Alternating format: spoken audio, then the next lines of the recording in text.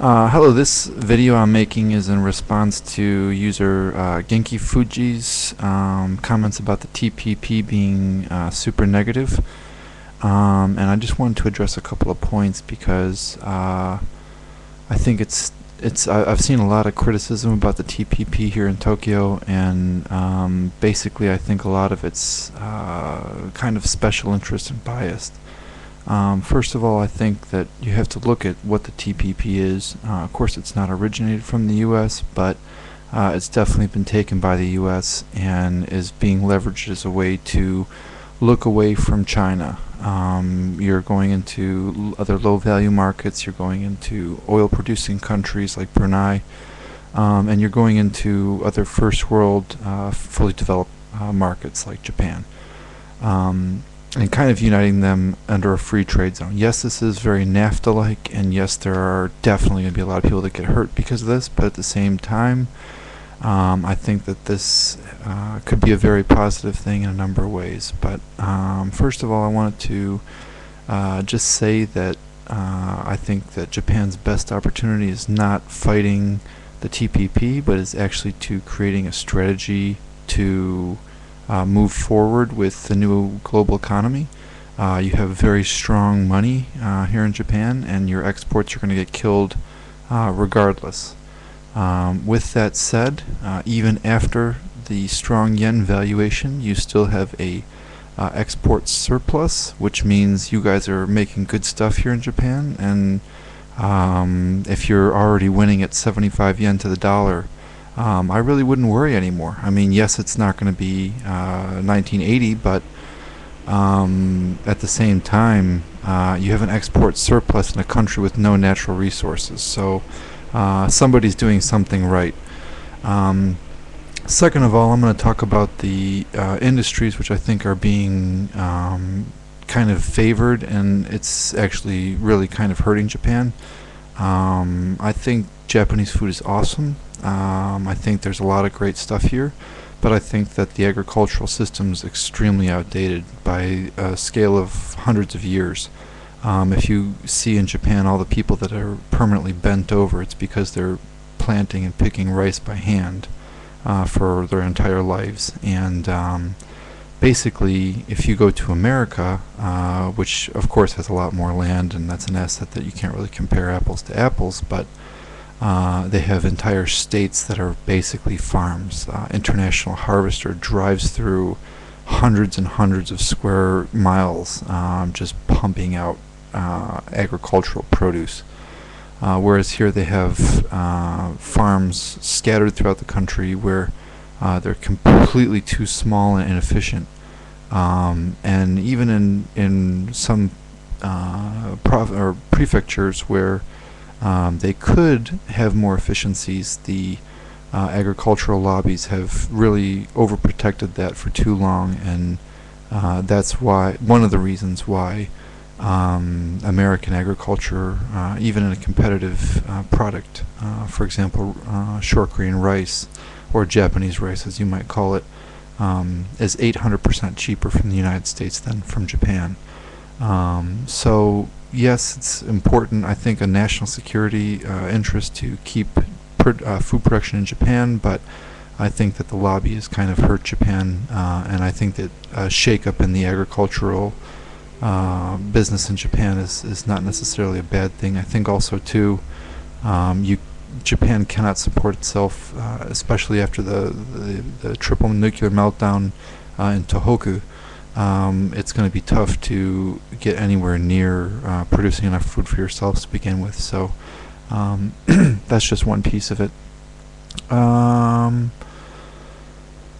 Yeah, I also think that there's a lot of unfair business practices in Japan which are socially acceptable. The companies form groups with partnerships. I launched an online business in Japan where there were many competitive products, and the credit card company refused to service us. Yet they serviced a bunch of, well, not a bunch, but their Japanese partner, with an online product that had an identical product. So That's very common. It's very well known. No one was surprised.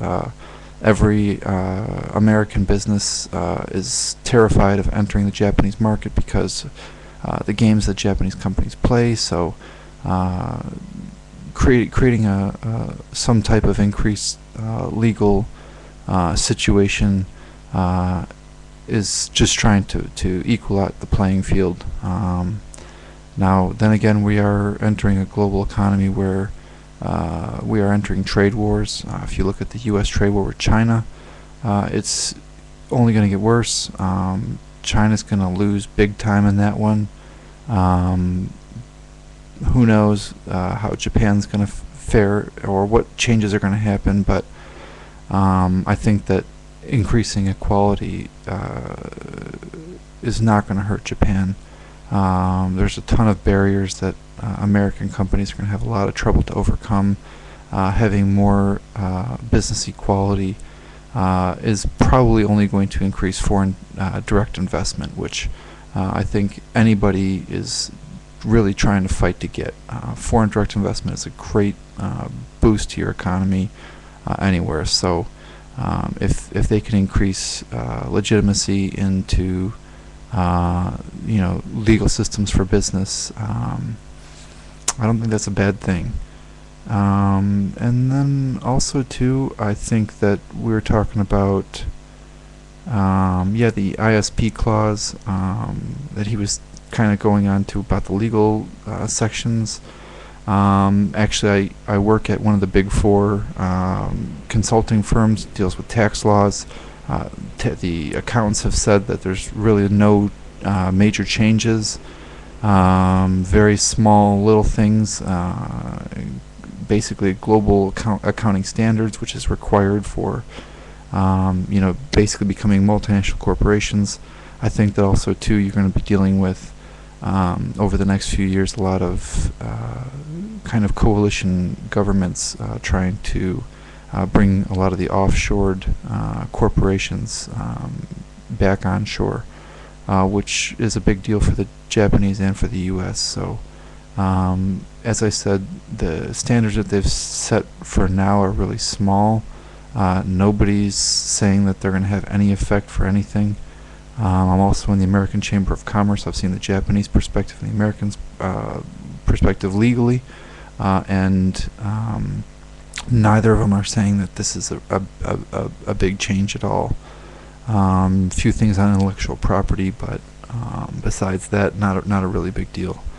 I think that for any Japanese viewers, I think the big thing that I would say is the Japanese government is not looking to address the two biggest problems in my perspective, which are deflation, as in stopping people with cash from making investments because the cash is worth more over time anyways, and then also to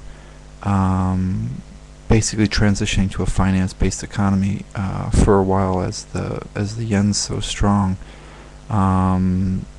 Everybody's sitting on cash. The whole world is short of cash. Interest rates are going to be skyrocketing. Investment opportunities are everywhere. And the Japanese government needs to make it easier for those Japanese who have cash to make smarter and more economically productive investment decisions. But like I've mentioned a couple of times, I think Japan's poised very well in the global current situation.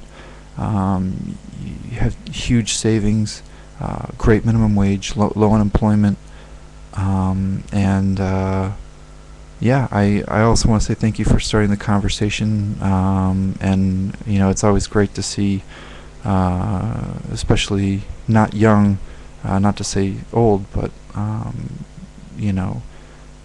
Japanese people getting out into new media and putting out ideas and starting the conversation. So anyways, thank you, and yeah, that's it.